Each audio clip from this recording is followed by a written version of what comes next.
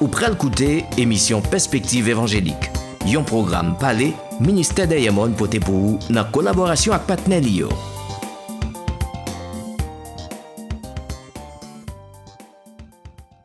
À tous et à chacun, recevez la paix et la grâce de Dieu. Je suis votre frère serviteur, Jacques Chéry. Aujourd'hui, j'ai une question pour vous. Où est Jésus à Noël?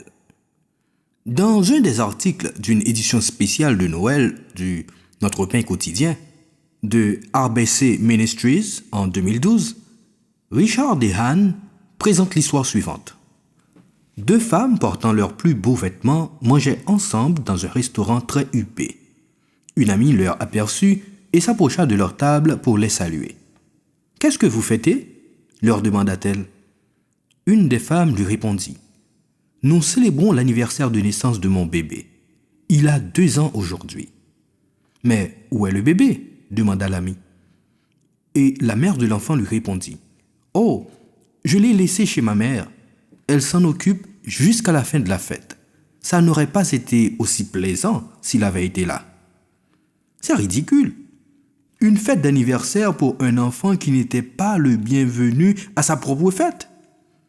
Mais quand on s'arrête pour y penser, ce n'est pas plus insensé que de passer toute la période de Noël à célébrer en oubliant celui dont nous sommes censés commémorer la naissance.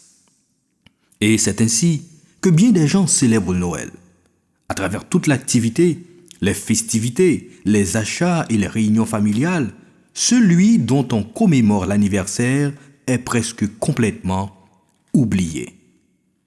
Où est Jésus à Noël?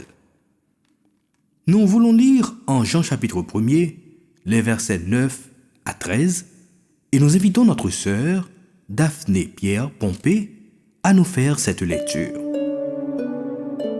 Cette lumière était la véritable lumière qui, en venant dans le monde, éclaire tout homme.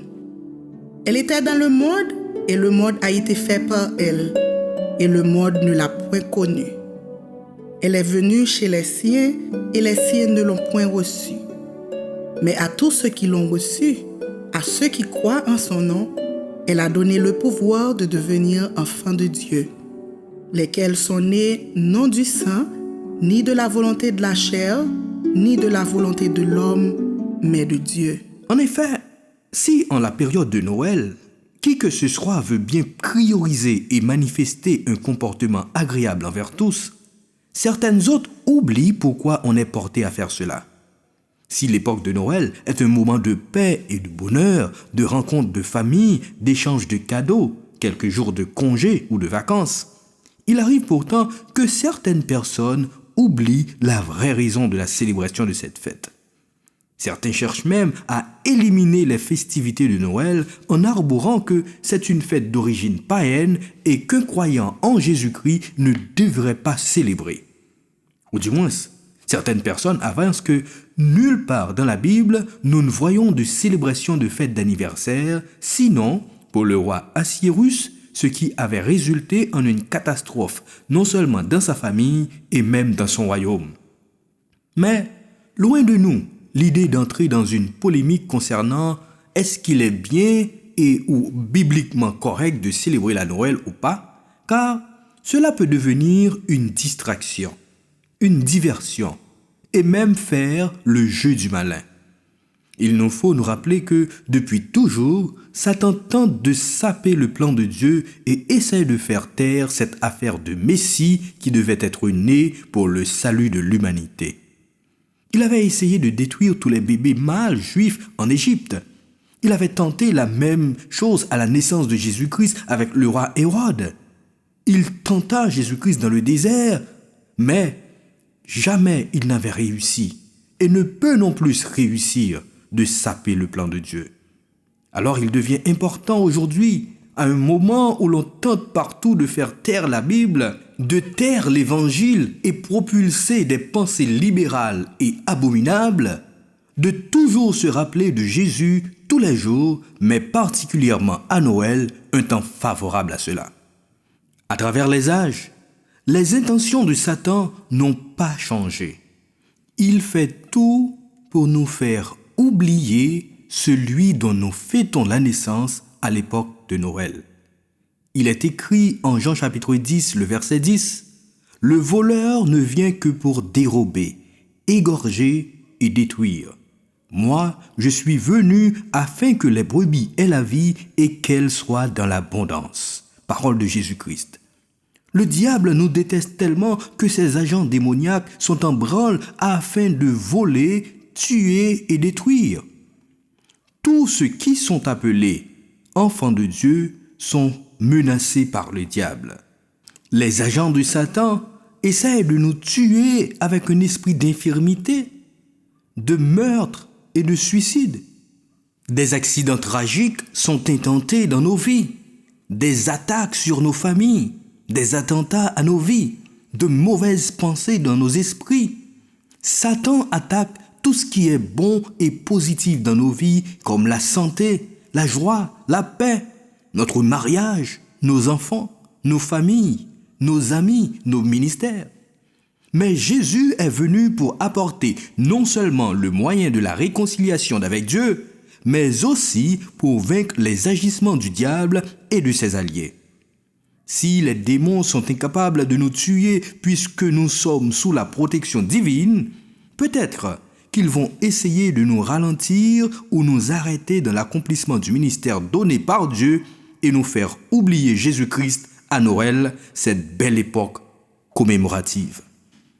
La commercialisation de la fête de Noël aujourd'hui, le libéralisme dans les initiatives à cette époque sont bien des tentatives du malin qui ne manquent pas et ne manquera pas d'audace pour essayer de voiler le vrai sens, le vrai message de la bonne nouvelle de la venue du Sauveur Jésus-Christ.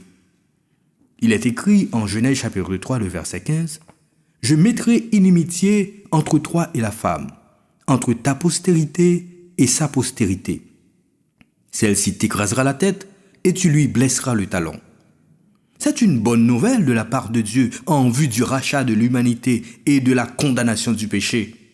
Mais le décret de la défaite de Satan qui rôde comme un lion rugissant cherchant qui et quoi dévorer. Il nous revient à nous qui confessons Jésus-Christ comme Sauveur de préserver la vraie raison de cette fête universelle qui rappelle l'incarnation de Jésus-Christ. En réalité, 2 Timothée 1er verset 10 nous dit « Et qui a été manifesté maintenant par l'apparition de notre Sauveur Jésus-Christ qui a détruit la mort et a mis en évidence la vie et l'immortalité par l'Évangile.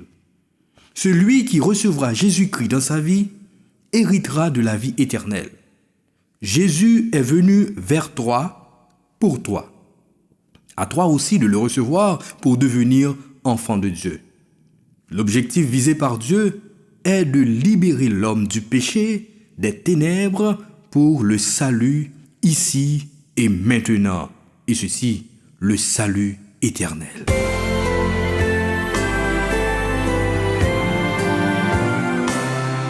En ces lieux, durant la nuit, demeuraient des bergers qui gardaient leurs troupeaux dans les champs de Judée. Tout à coup, un messager apparut à leurs yeux, et la gloire de Dieu resplendit autour d'eux. Noël, Noël, Noël, Noël, Jésus est né, chantons Noël.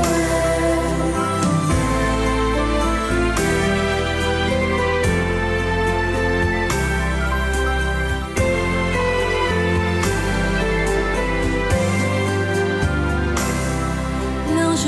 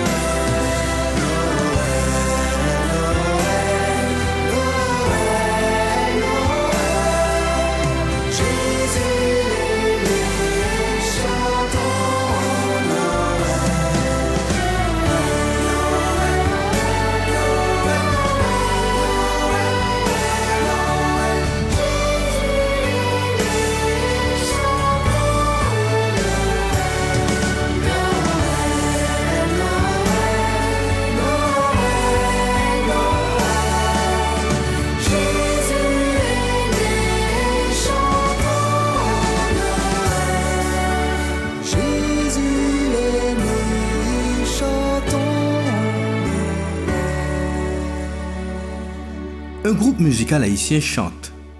Plutôt chaque jour c'était Noël. Mieux vaudrait que tous les jours soient l'époque de Noël.